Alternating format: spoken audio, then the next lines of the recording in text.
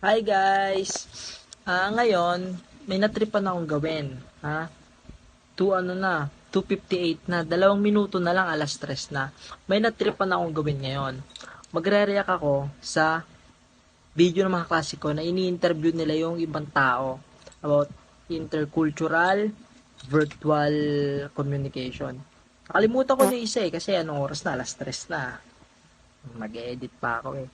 Tapos, ang gagawin natin, magre-react tayo.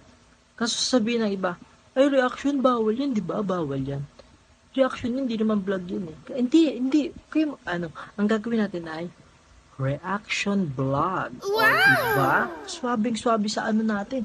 Sa topic ni ma'am ngayon. Kung ano bang yung topic ni ma'am? O, ngayon, sisimulan na natin. In 3, 2, 1. O, akala nyo may transition. Walang transition, guys. Huwag kayo mag-expect anong oras na, alas 3 na. Let's go!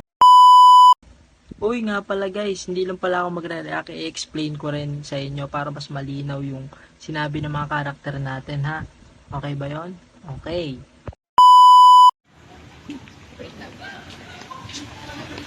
Hello po, ako. Pwede po ba kayong ma-interview? Ready po ka, ready po. Sige po. Familiar po ba kayo sa social media communication? Can you tell us about your prior knowledge po about social media communication?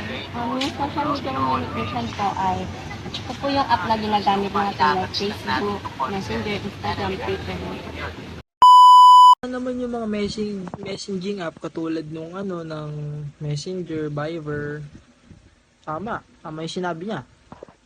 How about virtual communication? Yung example po ng virtual communication, ito po yung ginawa po natin last, online class po ganun. Sa tingin niyo po, how did social media communication and virtual communication help with intercultural communication? Pinapabilis po nito yung komunikasyon natin. Salamat po.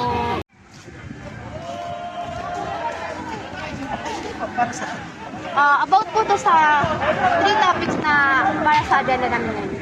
First question, ano po ang social media communication para sa inyo?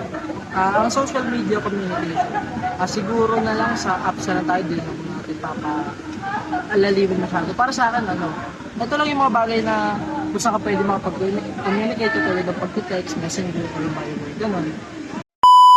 Ganun din yung sagot ni Pogi, di ba? Viber, messenger, parehas lang naman.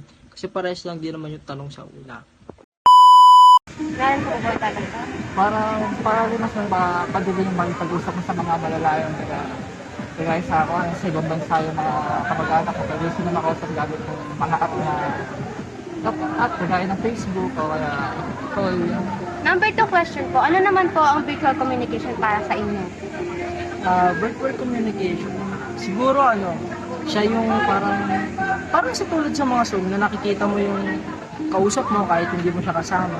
Parang mas siya, ano tawag doon, mas accessible. Ito lang masasabi ko sa lalaking to, yung pogi niya.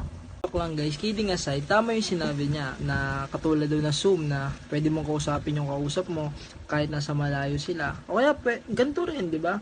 Virtual communication din to na pinapanood nyo ako. Naunawaan yung sinasabi ng bibig ko. Ganon. Ikaw po may Kagaya ng sinabi niya, di ba ngayon, may pandemic yung 2019, nag-online class tayo, parang gano'n lang. Last question naman po, ano po yung tingin niyong may tutulong ng social media communication at virtual communication sa intercultural communication? Para mapadali yung pag-usap sa mga lalaki.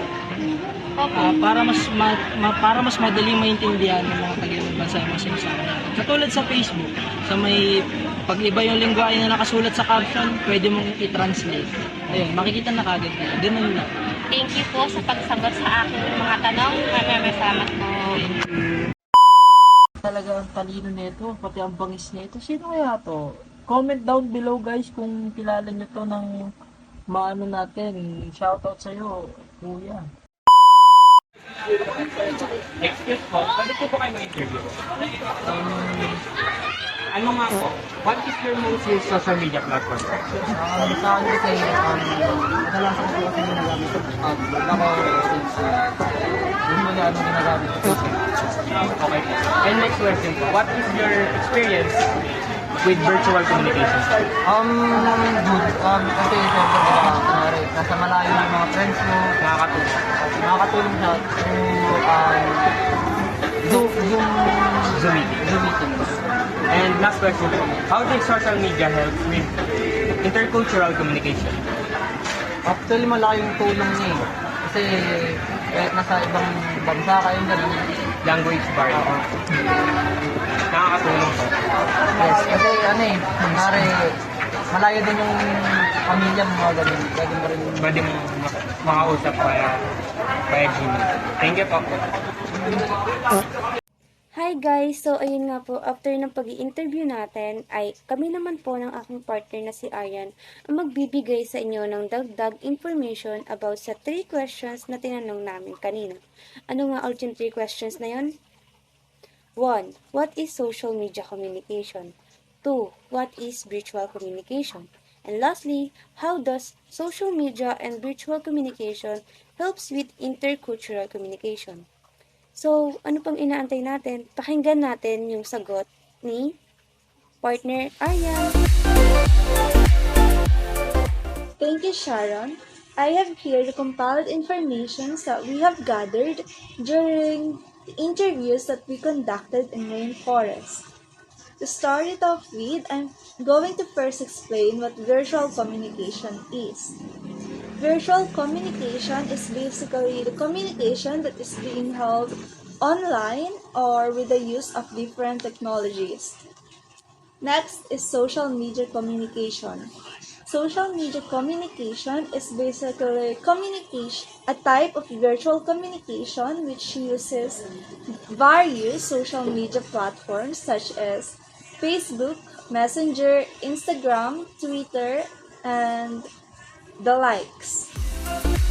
So, ayun na guys, after po masagot ng aking partner na si Aryan yung question 1 and 2, ako naman po ang sasagot sa third question na may katanungang how does social media and virtual communication helps with intercultural communication?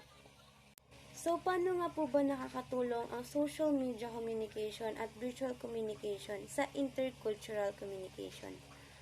Nakakatulong po mga to dahil nagbibigay daan ito sa mga individuals across the globe para po makapagpalitan ng messages with the purpose of understanding people from different cultures. Nakakatulong po sila para po mapag-isa ang bawat tao kahit po saan man sila nanggaling. So, maraming salamat po sa panonood ng aming vlog sa araw na ito. Bye-bye!